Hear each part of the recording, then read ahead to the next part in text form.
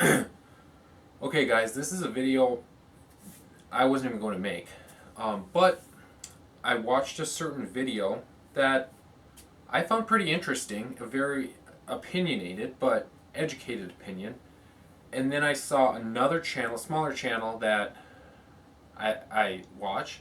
He put out a video response to this video that I watched, so I found it interesting. I'm like, okay, I watched this one, and I had my feelings about it, and then he put out a video response saying, so the video I'm talking about is Gideon's Tactical.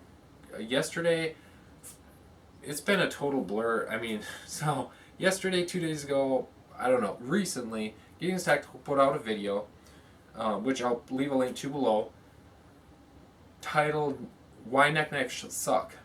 Now, the title, and he has a pretty good subscriber base. A lot of his videos, they get massive amounts of views, way more than any of mine. If he would have titled his video, my opinions on folding knives versus neck knives, people would be like, oh my god, another one. People, there's just constant, so they see the video title, opinions on neck knives versus folders. The majority of his viewers wouldn't watch the video even if they watch every other one of his videos, because they're like, I don't really care what he's going to say. Personally I like neck knives, and they're also going to say, you know what, this subject has been beaten to death, okay? Folding knives, fixed blade knives, it's like beating a dead horse. So instead of titling his video that, he said, why neck knives suck. And personally, I was like, that's a really interesting video title. And I clicked on it and I was watching it, and there's a few things I liked about it and a few things I didn't. But first, what I liked about it is a lot of these gear reviewers, and I never disrespect anybody, other channels and whatnot, but a lot of these gear reviewers reach a peak, especially like knife and gun reviewers, okay? I could name off 10 right now, but I'm not going to. But they start putting out these videos, say in the beginning, and they're getting massive amounts of subscribers and views, and they know a large subscriber base likes guns and like knives and whatnot. Those channels reach a point where people are like, okay, come on. You're an infomercial. You're just doing advertisement for companies. We know companies are sending you gear, and you give a positive review. They, because of your videos, sell hundreds of thousands, and in return you get to keep that gun or you get to keep that knife. And that exists in the YouTube world, and that's just fine. But people are smart, so people can see through that, the fakeness of your videos, fakeness and the boringness. So I like knives and I like guns, but it reaches a point in everybody's learning or whatever, it gets boring watching knife review, multi-tool review, folding knife review, fixed blade, this knife, this knife, this knife. And I'll be honest, Gideon's Tactical, like, the majority of what he reviews is knives. So he reviews it's an outdoor type genre channel, and not really even like preparedness or survival. So it's a little different than like my channel. It's more outdoor, being outside, camping, hiking, maybe the B word a little bit. And I'll give him full credit. He goes to great lengths. He does great knife reviews. One of the best knife reviewing channels out there. But he's also smart, and he understands people get bored. Okay, so you have to listen to your audience. So, and this is me personally, but I know tons of people that also think this. Seeing a knife review, it's interesting. Seeing 10 within 2 weeks, semi-interesting.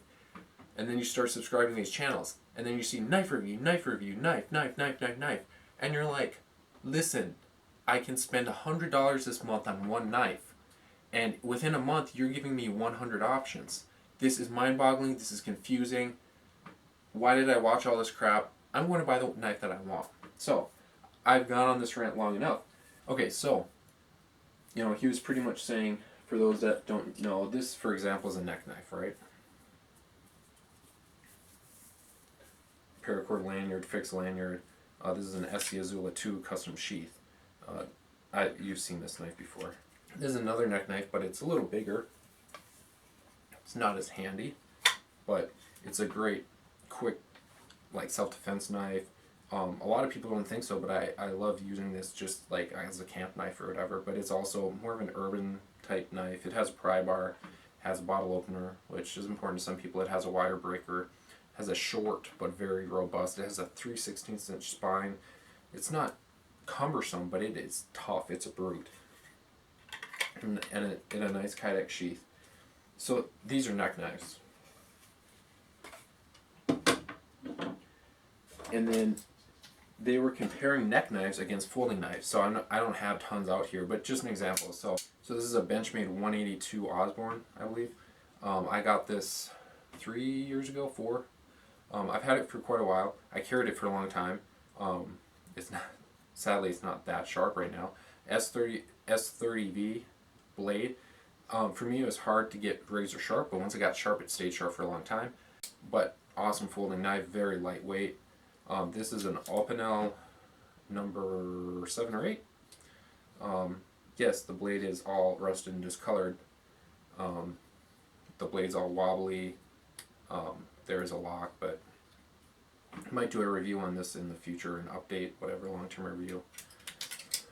This is an Ontario Rat 2 AUS 8 steel. This is I got for like on sale for like $20.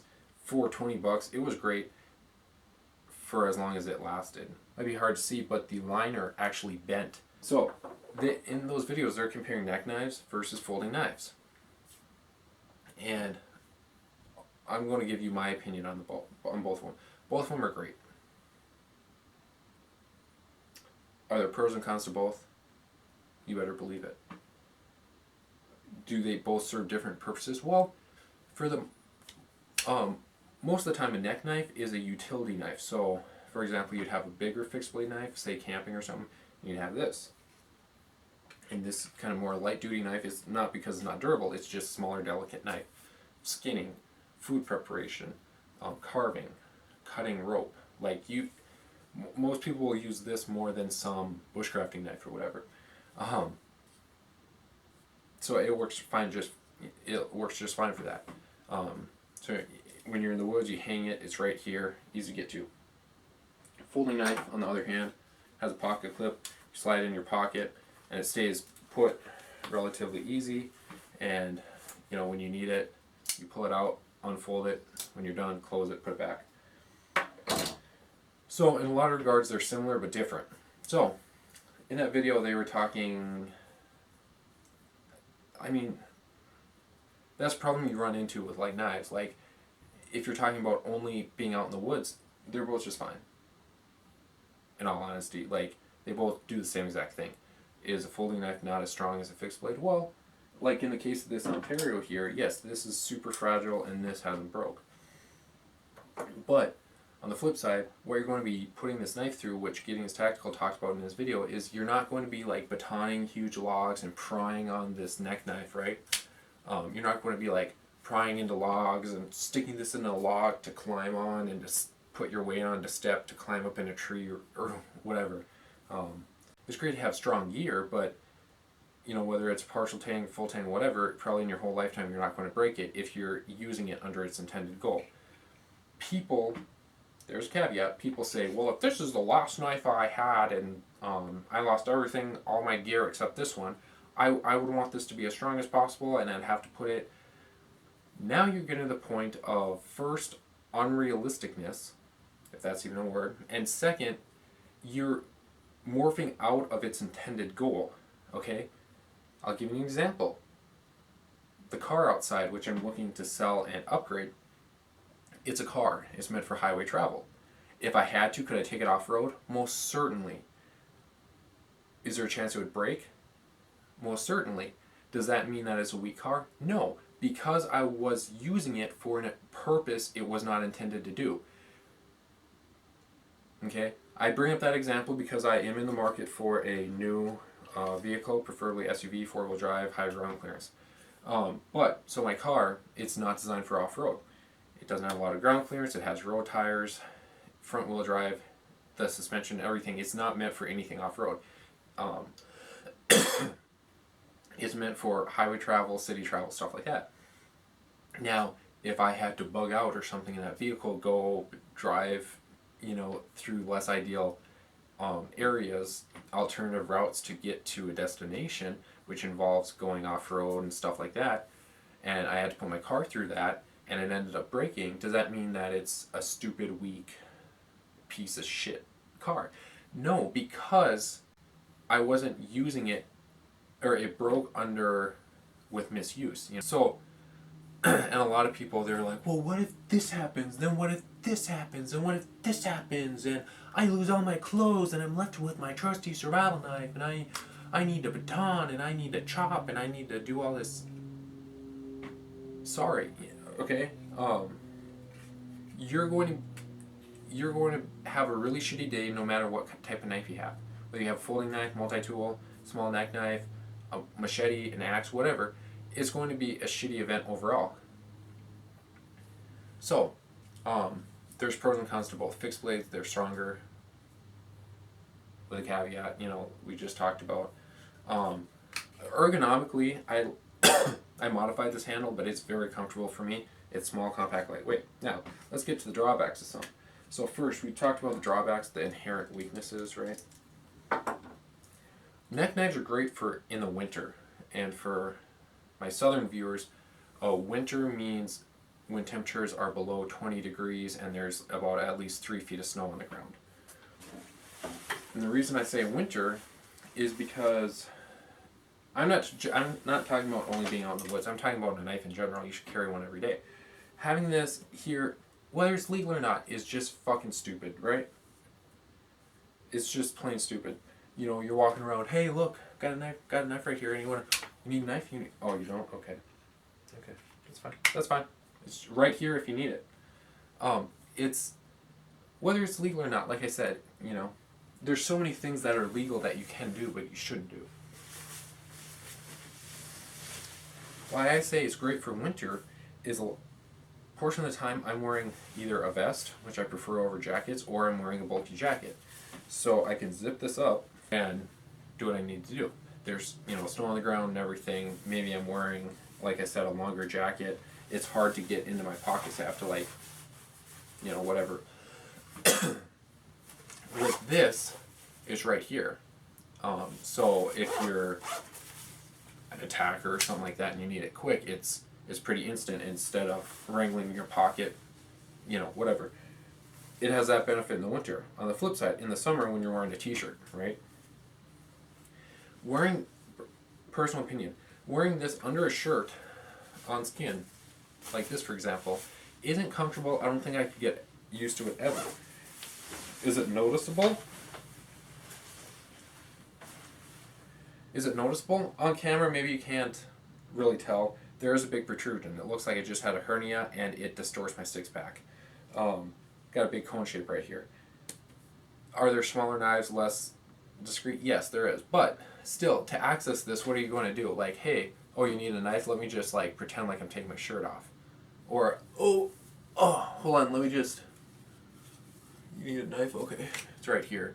And people are like, that knife was just touching your wet, sweaty body. I'll pass, don't need a knife. And then a lot of knives like this is $10.95, so if it's hot, you're sweating and whatnot, there's salt in your sweat and moisture, so this knife it's going to get discolor and corrode. You can get stainless neck knives, but I don't own any, and a lot of the ones people like are $10.95 high carbon steel. So again, there's pros and cons to both. This neck knives in the summer for me are a no-go because of I'm being realistic. It's again this is my personal opinion. Okay, so they had their personal opinions and whatnot, For summer use, a neck knife is a no-go for me. Even like defensively speaking, like I said, you got an attacker. You can either, I'm not going to put one in, but you have a knife right here. So say this, you pull it out and it's right here.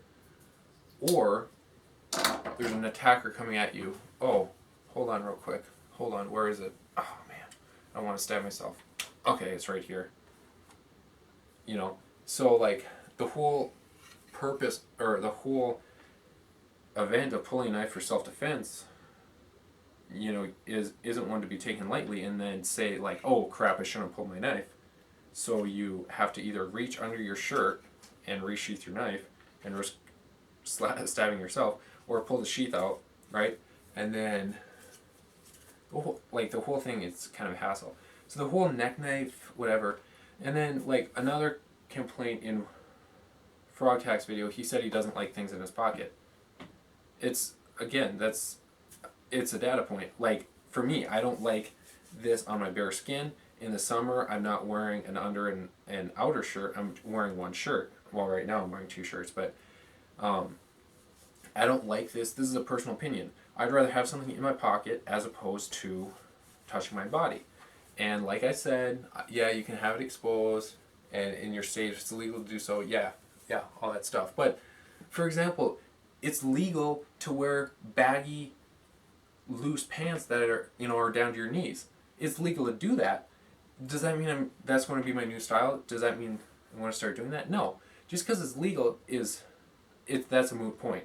Legal system's important. Yes, I understand. It's good to stay legal, but it's a moot point. It doesn't matter if this is legal. I'm not doing this thing. In the woods, it's a different story. But I'm in the city at work and stuff way more than I am in the woods. So again, I'm working under the premise of where I'm going to be the majority of my time. This is a no-go for me. I'm not, okay? The other thing, when knives get really heavy, if you're running, you're moving, whatever, depending on like what your job is, you got this swinging around. Something else people have talked about is this can be a choke hazard. So some people have a breakaway chain. Frankly, this is not breakaway, and this is 550 strength, whatever. I can add a breakaway function, but to me, mentally, it's like, that's a weak point. What if it slips off? But, to be fair, a lot of people, this isn't a first, but this is a choke hazard. So especially say you're working around machinery and this gets like caught in a gear, you could possibly be like decapitated or your neck snapped, or it would be a very ugly injury. Let's put it that way. Even if you did survive. It can be snagged from the back, not as easily, but, so there's inherent dangers. There's not really a lot of dangers to having one of these in your pocket. Now, this is where the video gets really interesting. So, who's right? Gideon's Tactical or frogtac your sanctuary? Frankly, they're both right. What? How does that work? Well, they're both right it's their opinion. Frogtac, he said he doesn't like tons of stuff in his pockets. He's probably already carrying a wallet and cell phone. He doesn't want a flashlight. He doesn't want a multi-tool, a knife, and his pants to weigh an extra 5 pounds and they'd be around, like I was just talking about earlier, he has his pants way down, around his knees. Again, that's legal to do so, but frankly, I don't like that style. So that was kind of his main premise. Gideon's Tactical, he said, neck knives can be stronger, but under their design premise, it's a moot point. He said he doesn't like stuff hanging. He said, fixed blades tend to be more compact, lighter. They're simpler. It's in your pockets, very intuitive, as opposed to two hands. Like a lot of neck knives, it's resheathing it is almost always a two-handed affair. So you pull it out and you use it.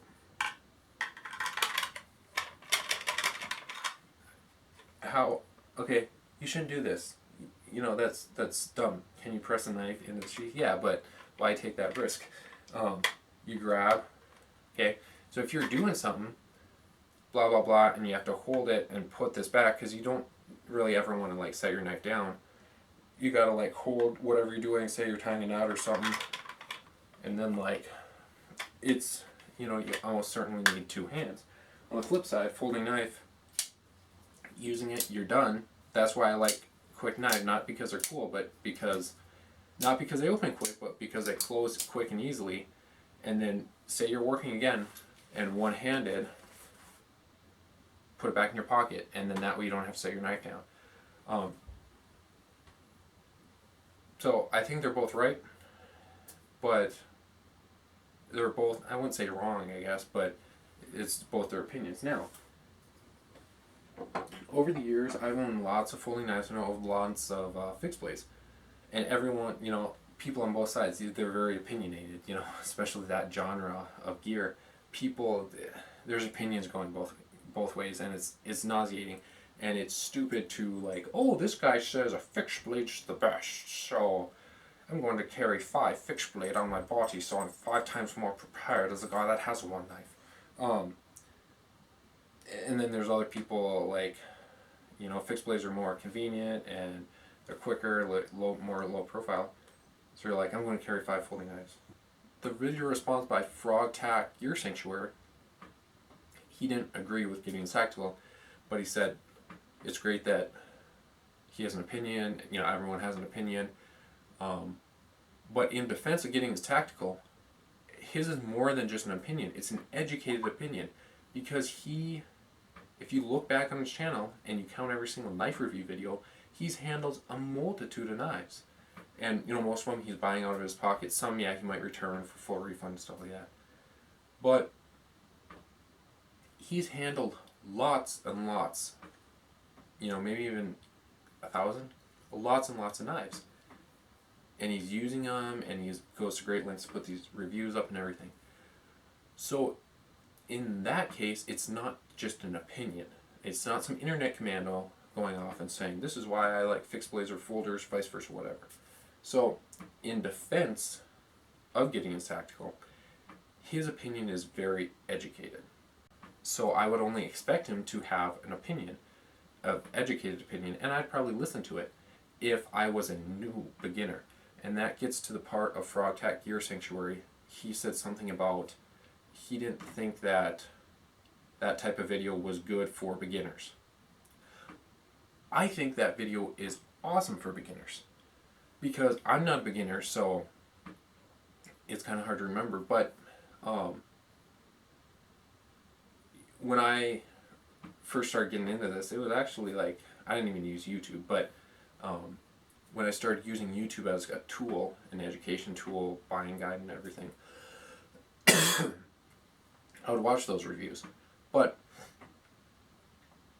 there was never, there was a small amount of philosophy videos.